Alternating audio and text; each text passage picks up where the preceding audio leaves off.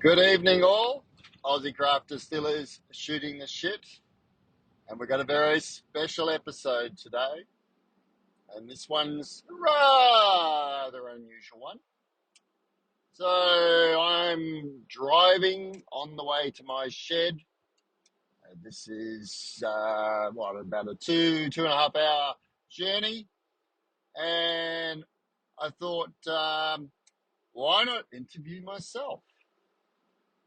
Sounds a bit egotistical, but it's not.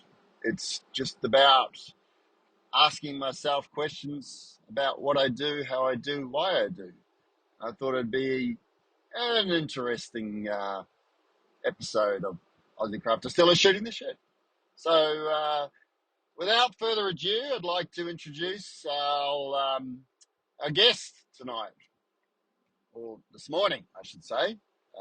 Been up since 4:45. So, I won't ask what's in your drink, Crafty, but welcome, mate, and tell us what's going on in your world. Thanks, Craig. Appreciate it.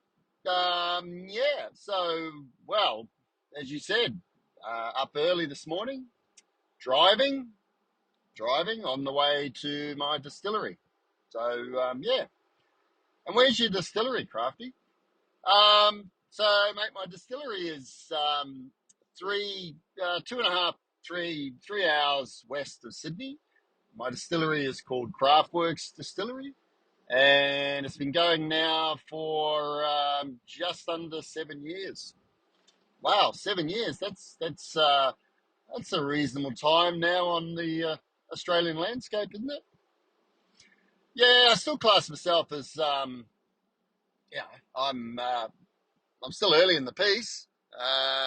7 years in the grand scheme of things is absolutely nothing. And when you're making spirits, you're learning all the way. It's exciting time. Lots of good stuff happening.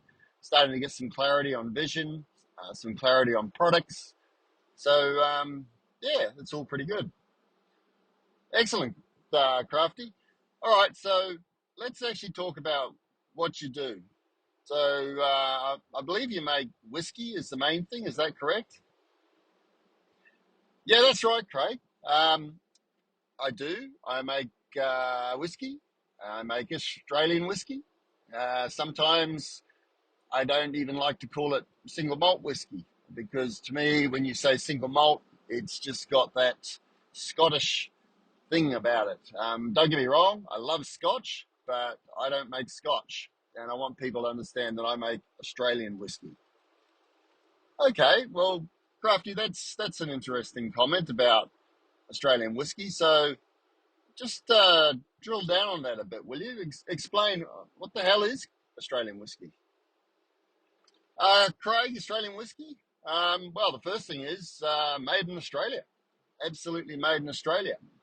Now, under our regulations, we don't have a huge amount of restrictions on the way that we can make our whiskey, say compared to the bourbon guys in the US, all the Scotch. They got very strict controls. Whereas in Australia, really, all we've got to do is comply with looks like, tastes like, smells like whiskey, or any brown spirit for that matter, and been in wood for 2 years. So what that enables us to do is be quite innovative in our barrel selections, be quite innovative in our approaches to making whiskey. I mean, if we want to season a barrel with Marmite and pull it out, throw some soy sauce and rip that out, and then throw in some sherry, then throw that out, and then make whiskey in the barrel, fuck yeah, we can. Now, I don't know anywhere else where you can actually do that. I'm sure there is, but it gives us an exciting opportunity to do that. By the way, I've never done that, and I would never want to do that. All right. Okay. Well, Crafty. So I've heard you've had a bit of flack with distillers over the years about how you make your whiskey. So talk about talk about your mash bills and talk about your style of whiskey, would you? Yeah, I'd love to, mate. It's only very important to me.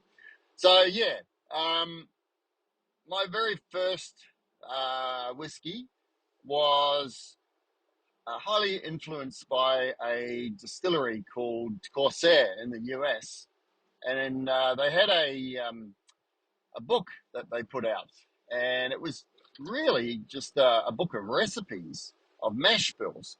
And there was one in particular which fascinated me, and it was a stout beer. So I thought, well, I love stout beer. How cool would it be to make a whiskey off a stout beer? So I started researching it, and yeah, I got to a point where I thought, okay, yeah, fuck it, I'm going to do this. I'm going to do it, and so I did. And back then, and still today, I have a bit of a personal creed, sort of a guiding thing for me, and I call it "I am a craft worker, therefore I am," which is loosely based on the Descartes French philosopher. I think, therefore I am. Now, after a period of time, I decided to call that mash bill "I am," and it really locked it in for me. I find giving names to things gives it an identity. So yeah, so I am mash bill, and loosely based on a stout recipe.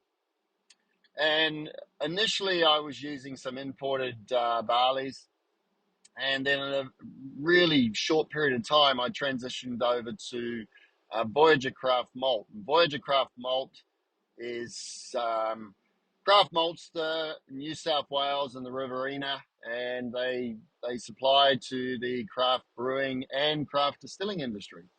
So all my grains come from Voyager Craft Malt, and there's one in the mash bill which I'm very proud of, which is actually malted specifically for me, and it's called Crafty Special Roast, and that is very much the backbone. Uh, one of the Yeah, it's got a couple of backbones actually, but one of the backbones within the I am flavor profile. So that's I am, and I remember with my one of my best mates, Todd, aka the Todd, and 2 years we were outside my shed. We were tasting the I am mash bill whiskey in the barrel, and we turned to each other and went, "Thank fuck, it worked." Because it was, in hindsight, it was a very, very ballsy move.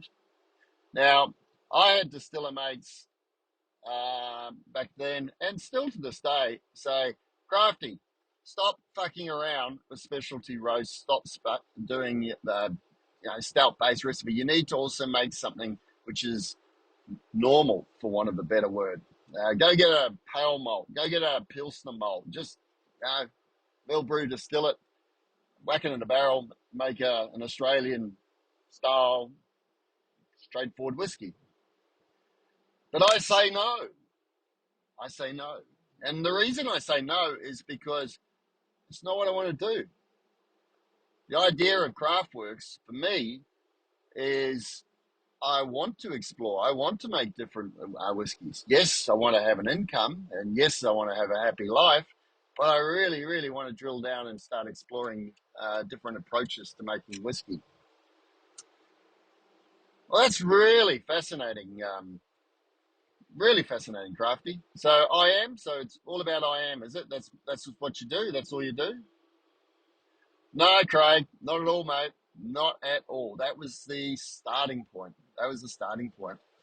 Uh, the next big thing for me was the creation of We Are Mash Bill, which is not actually even a mash bill. What it is, it's a single single variety of barley. But what I wanted to do was I wanted to have a smoked whiskey. And I thought about it long and hard, and I thought, well, I could just import Scottish peated barley, and I thought, well, but why? Why? Yeah, okay, there is peat in Australia, and people have mixed results with it. Bill Lark had a peat bog. Peter Bignell from Belgrove. He's done all sorts of things. And Cam Symes over in Lime Burners, he's done lots of things as well. But I thought, I don't really want to use peat. What else can I use? And then I got talking with my mate, Andrew Young from YN Oak, Barrels, Cooperage, and the Big Barossa, and said, mate, the barrel shavings, I know chefs use it for smoking meats, so bag me up some wood shavings, would you? Which he did, and it was awesome. And then I talked to Stu Wycross from Voyager Craft Malt, and they have a smoker, and they do wood smoked barleys. They've done things with Red Gum, with Mountain Ash, and others. And I said to Stu, mate, if I send over a big bag of wood shavings, can we smoke it? And he goes, we can do that, Crafty. And we did. So we long, hot smoked malted barley. So did that and brewed it, and fuck me, it was all bacon and biscuit at the brewing stage when I mashed in. Loved it, absolutely loved it. Put it into some refill ex-IM whiskey casks, and I thought, well, really got no idea how this is going to go, but let's do it. And I did. After 18 months, I popped the bung on one of them, and I was just blown away, not with necessarily the smoke, because it's quite a light smoke, but the juiciness and the fruitiness and the layering of the smoke. So it really, really excited me.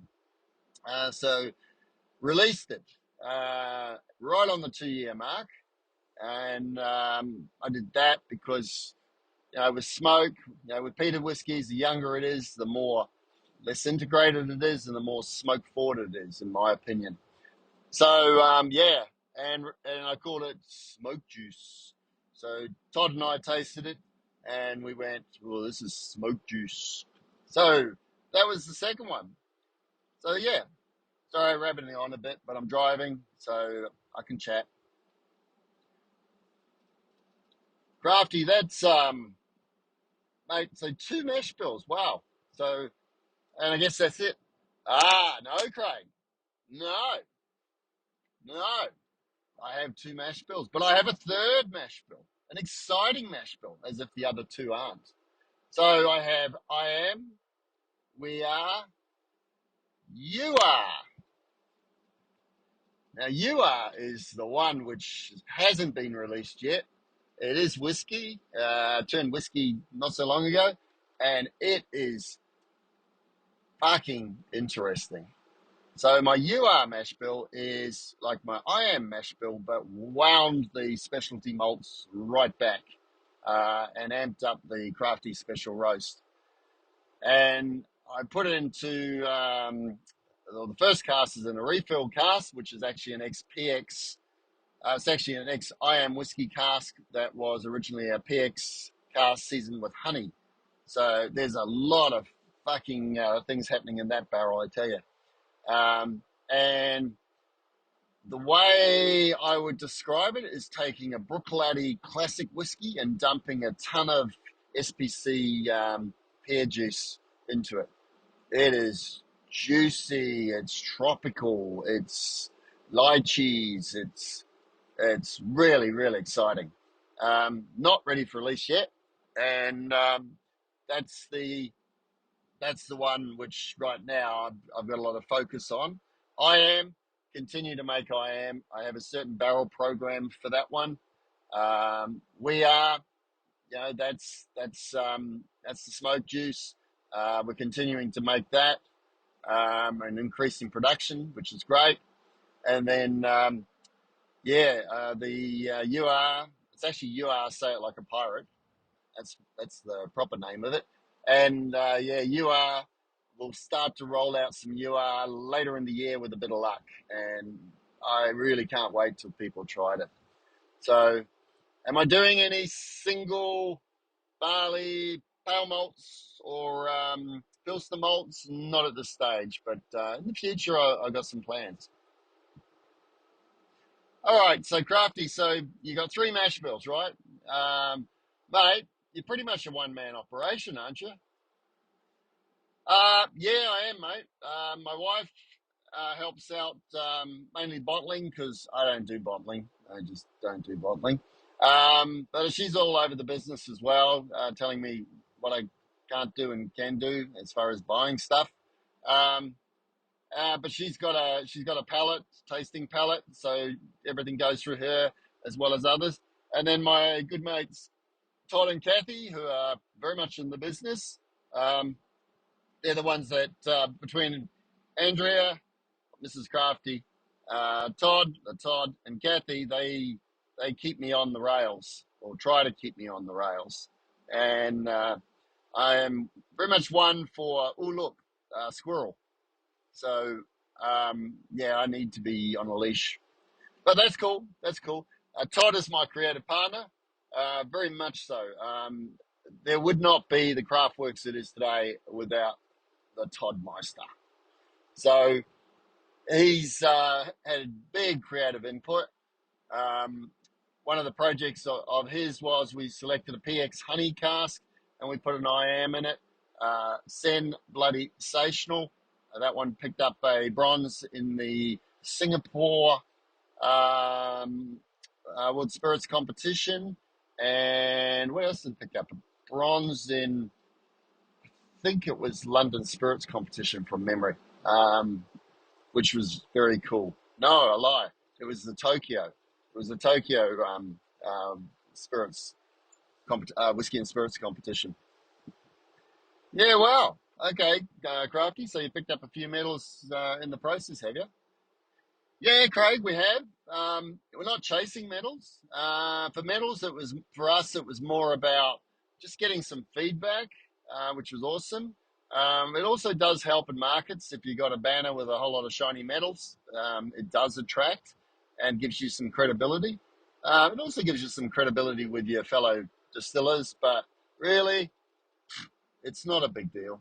It's a lot of money to get a shiny medal. So, yeah, I choose not to spend a lot of money on shiny metals. I'd rather spend it on barley and yeast than that. Right, and what have you picked up? What's your biggest gong? I would say, yeah, it would have to be Tokyo whiskey and spirits competition, a silver medal for I am our first signature release. Well, signature now, the I am whiskey based on the I am flavor profile, and that one we backed it up the following year with I am two and got a bronze, which to me was really cool because it showed that we've got some consistency. But the really funny thing about the Tokyo one is, so the judges provide you tasting notes, and couldn't relate to them in any shape or form because they reference things in Japan, certain flavor profiles in Japan, whether it was sushi or whatever. I was like, I can't use these tasting notes. But yeah, no, super cool. Really, really happy with that. Yeah, right. Okay. So you're an active man, my friend. You seem to be an active man. Yes, yes, Craig. I am a very active man. My head is always going in different directions. Oh, the squirrel, squirrel. You see that one? See it? I got away. Fuck. Anyway, yeah, no, I am, mate. I'm very active. I am absolutely passion driven about the process, about the camaraderie in the industry, about the innovation, um, and more about the fact that whiskey is an agricultural based product. And what does that actually mean?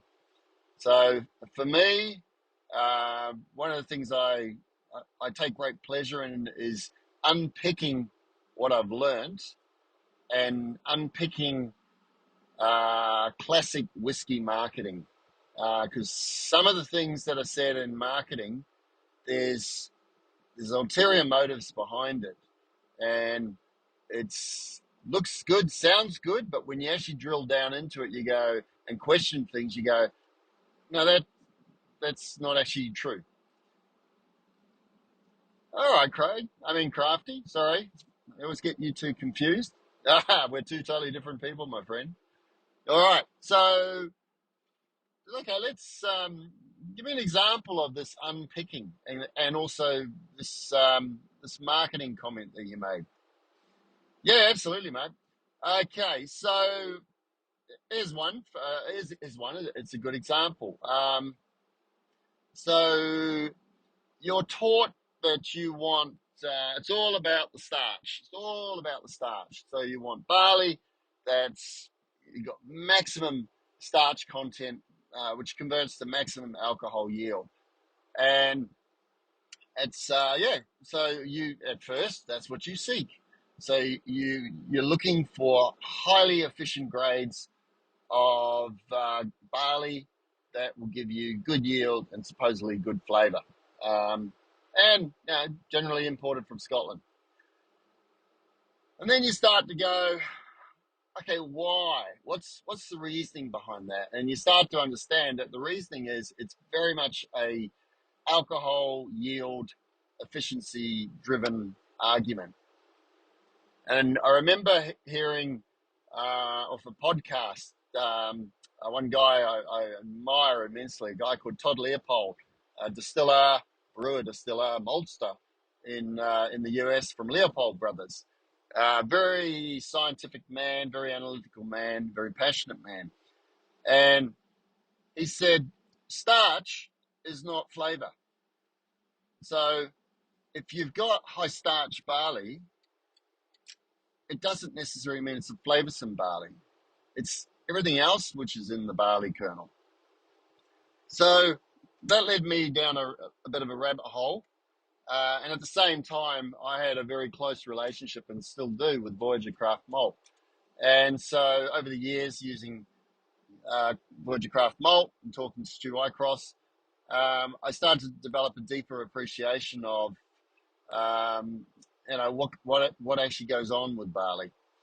And so I actually use lower yielding barley. And I do have distillers that go, mate, why aren't you using distillers grade barley? You get much better yield. It's good product. It's proven product. And I go, I choose not to.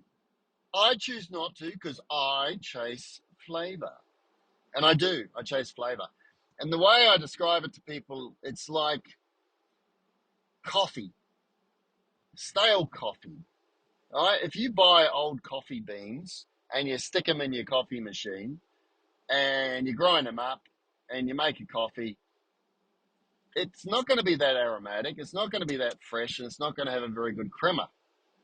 So to me, it's the same principle with barley. If you have fresh barley, freshly malted barley, and it's aromatic, and you can taste it. You open up a bag of imported barley, get a couple of kernels, grind it up, make a porridge, and taste it, and then do the same with Australian freshly malted barley. There's huge difference as far as flavour. So that was an unlearning, having to go from I wanted high starch content barley to no, I wanted something which was lower yielding, but definitely was packing flavours. So I use brewer's barley. I don't use any distiller's barley. I'm 100% brewer's barley, and yeah. So that's the argument for, well, not argument, but that's the position or comment on unpicking a learning. As far as marketing, the absolute classic is 80% of the flavor comes from a barrel. And you go, yep, okay, 80% of the flavor comes from a barrel. And then you think about it and you go, yeah, well, I mean, some of those big sherry bomb whiskies, they're all about the sherry casks. And you go, yep, I get it. And yeah, you can make a whiskey which 80% of the flavor comes from the barrel. But why? Whiskey is an agricultural based product. So if you just want the barrel to monster the whiskey, why not just go and buy vodka and just throw it into a barrel? Why use expensive barley compared to say corn or wheat? So yeah, I started to unpick that, and then I realized it was an argument built around using high yielding barleys, high starch content barleys, specifically grown specifically for distilling, and it's a dollar equation. So the big guys, they want to only use grades of barley which are effectively, I'm not going to say genetically engineered, but engineered for maximum yield efficiency, maximum alcohol production. They don't want to have discussions about barley because that fucks up their costing model, right? So yeah, it's a discussion about the barrel. It's all about the barrel, and that's fine. The big industrial distilleries, that's what they do.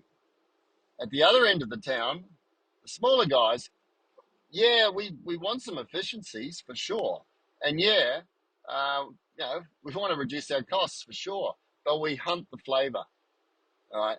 And so for me, it's about the balance between the barrel and the actual spirit itself. You want the DNA of a distillery to speak. Otherwise, just go and buy vodka and put it in a barrel. Wow, Craig.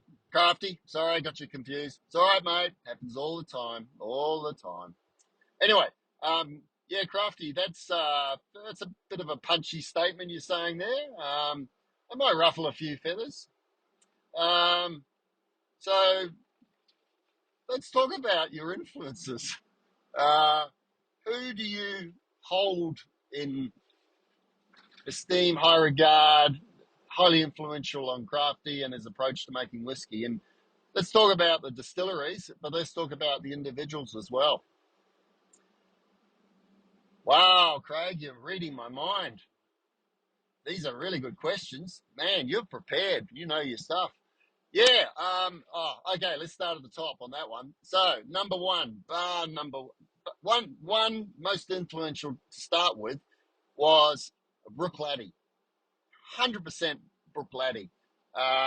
First time, early 2000s, I get to taste the whiskey that was all about flavor and storytelling. And it was Brooke Laddie. And it just blew me away.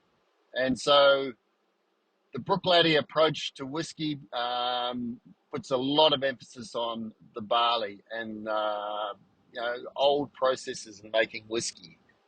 And through that, I became informed and started to really follow and study two particular individuals. One was called Jim McEwen, who was master distiller of Brooke Laddie, ex-master distiller of Bowmore.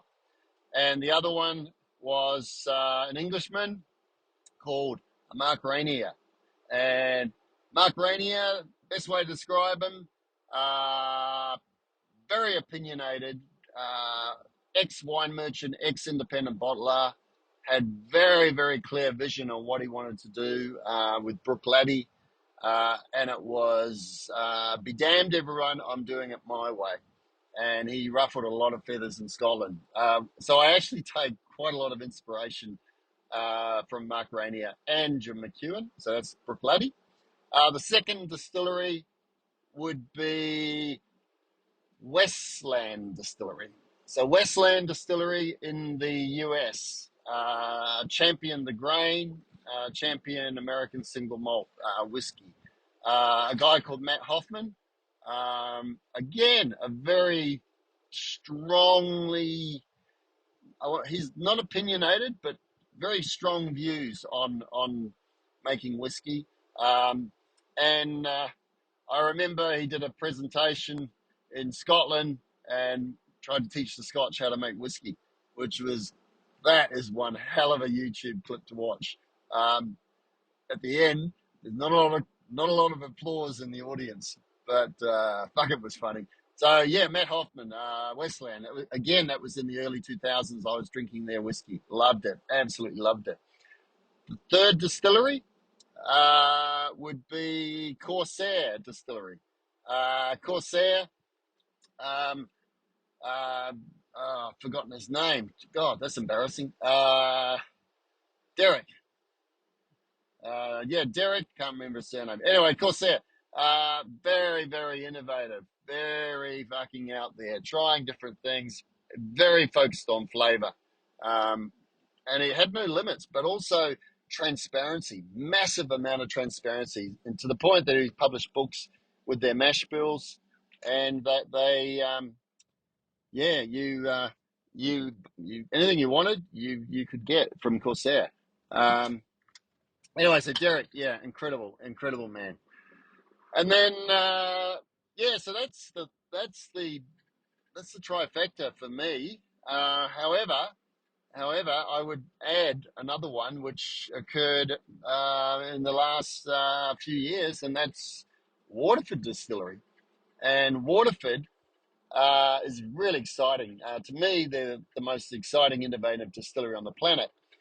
And that is the brainchild of the master creator himself, Mark Rainier. So when Mark, it was a parting of the ways with Bruichladdich.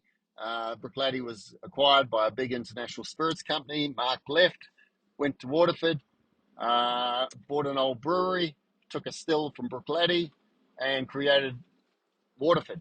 And Waterford, Mark's approach was to take what he did at Bruichladdich, which was to really push the concept of terroir in whiskey. It's a thing in wine, and it's a real thing in whiskey.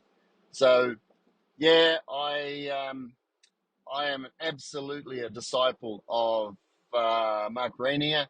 If I had to pick one person in the world who has influenced my way of making whiskey, it's Mark Rainier. No question about it.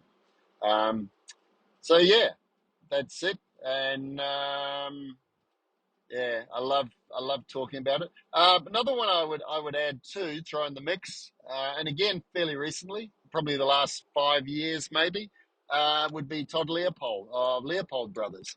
Todd is very very terroir focused, but also production focused and equipment focused. So he has resurrected a still that died off. Prohibition time, pre-prohibition, you had pot column stills, you had pot stills, and you had a three-chamber still. And then three chambers just died, and no one could understand why. So Todd single-handedly resurrected the three-chamber still, went to Vendome, one of the largest still producers in America, and said, can we build one? And they said, we can, but we don't know if it's going to work. So he did that, and then he tied it with heritage grain, going back, trying to find something which was, not a commercial grain, and it was a particular rye called a bruisey rye, and produced something which is absolutely stunning, just absolutely balls and balls of flavour. And it was so the three chamber still has a reputation of just being a terroir extractor. It is an amazing piece of gear. So yeah, long-winded way of saying it, but that's my influences. Thanks, Crafty. You've given us some real insight into Craftworks Distillery. I'm glad, mate, because that's what I wanted to do. And thank you for the opportunity. So I hear that whiskey terroir is something which you bang on quite a lot about, and it's something quite dear to your heart. So can you, for those that are not really up to speed on what whiskey terroir is, can you just give us a bit of an insight and yeah, tell us what your plans are, mate? This is you got an hour because yeah, this is that's a big one. That's a big one. So it all stems from, and this is something Mark Rainier said, whiskey is an agricultural based product, right? And Marx said, and it's quantifiable, that barley is the most flavoursome cereal grain in the world. So you put those two together, and then you go, okay, barley. It's barley. It's all about the barley, and that's what I do focus on. I don't really do anything else, but that, and combined with terroir. So it started with, in my mind, it started when I became aware of it was in the days of Brooke Laddie and Mark Rainier and Jim McEwen, and they started growing barley on the island of Islay in Scotland, where Brooke Laddie was. So whereas previously the barley came from big malting houses on the mainland in Scotland, they started working with local farmers to bring barley back to Islay. And it was a long process, and it wasn't an easy process. And anyway, they started releasing whiskies. And I remember one year I was drinking a Brooke Laddie, and it was a farm release. And I had one bottle, it was a vintage, I think it was like 2005 or something. And my mate, Andy Mansell, had one which was like 2006, same farm. And so we tasted it side by side, and the whiskies were vastly different. So then it was like, well, fuck, the only difference is it's the vintage. So this was Rainier pulling in the concept of vintage into whiskey making. And then from there, it was like they were using a certain type of barley. And then they started playing around with different types of barley. And they started to learn that, yeah, different barley gave you different flavors, different farms gave you different flavors. So terroir became a real thing. And Mark Rainier was absolutely convinced, coming from a wine merchant background and been brought up in wine with his family, that terroir was a real thing in barley. Now, he got absolutely slammed by the big end of town. And their argument was barley doesn't contribute any flavor because you're going through a distillation process. It's a very destructive process. So, yeah, don't even bother with it, right? It's the barrel. When you think about that logically, you go, well, if barley doesn't carry through on the distillation process, then why the fuck would you fuck around with yeast? Why wouldn't you just use one yeast? When in fact, distilleries, yes, some of them do use single yeast, distillers yeast, but there's others that use a variety of yeast. So that sort of reinforces the fact that, yeah, flavour does actually come through. So why not try different barleys?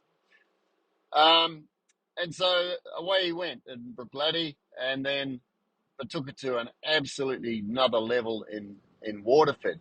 So Waterford Distillery worked with farmers all around Ireland. And so you've got different locations.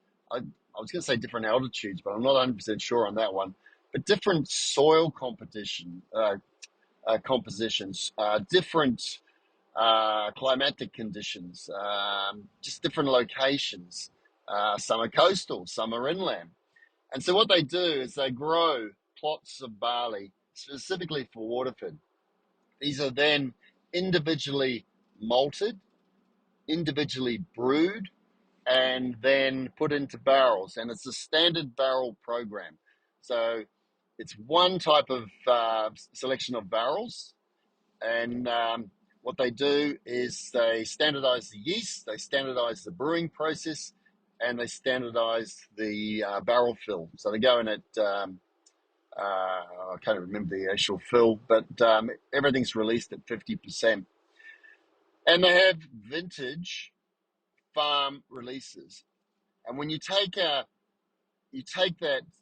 Waterford whiskey and line them up, take 3 Waterfords and line them up, they're all massively different in flavour. So that's speaking to terroir. Now they've gone beyond that. They've gone into organic. That was something which was explored at Brooklady and still is to this day. And they've even gone drilled down to biodynamic, which is that's getting into the hippy dippy shit. But my God, the whiskies are interesting. And then resurrecting heritage grains and ancient grains. So it's it's a deep dive into terroir. Now, to get independent verification, there is a global terroir group, and there's actually a PhD been written on it. But there was a paper released a few years ago, which independently verified that, yeah, terroir and barley is a thing. So I bang on about whiskey terroir a lot. Um, I'm very, very fortunate because I have partners in Voyager Craft Malt, and so I work with them very closely. And I'm very, very proud to say that a few weeks ago, I got a sign off on a plot of barley, working with a local farmer, John O'Clark, and Ralston, which is about 45 minutes from my distillery. And it's seed stock that was taken from Voyager Craft Malt, Riverina, Barellan Farm, and it's a heritage grain called Schooner. It's an old brewer's barley, and so we planted that last year in Ralston, and now we have malting grade Ralston Schooner barley, and we have access to Riverina Barellan Schooner barley. And so I'm doing a terroir project. I'm doing single barley distillation in about 2 months, and I'll be doing Ralston malted barley and also Riverina Barellan malted barley, barreling it in probably white wine casks, probably a medium toast, and probably not even charred because I want the spirit to speak quite loudly. And yeah, 4 years from now, we'll have a vintage terroir release. And that is, for me, it's fucking insane. Mark Rainier calls me a whiskey terroirist, which I wear as a badge of honor. So, yeah, I am a whiskey terroirist. I am part of the global whiskey terroir movement, and it is a movement. And for a little wee distillery in buttfuck nowhere, it's a good name for a distillery, buttfuck nowhere. Um, Absolutely doing some pretty cool stuff. And I'm not the only one. In Australia, there's a lot of Australian distillers doing some very cool stuff, and around terroir as well. So yeah, it's an exciting time to make whiskey. Wow, Crafty. Well, I think we might wrap it up here, mate. That was awesome. That was a real deep dive into Craftworks, the philosophy of Craftworks, the activity of Craftworks, and the future of Craftworks. So I'll let you go because I imagine you're not too far from the shed. And yeah, so this is Craig, sometimes known as Crafty, from Aussie Craft Distillers, shooting the shit.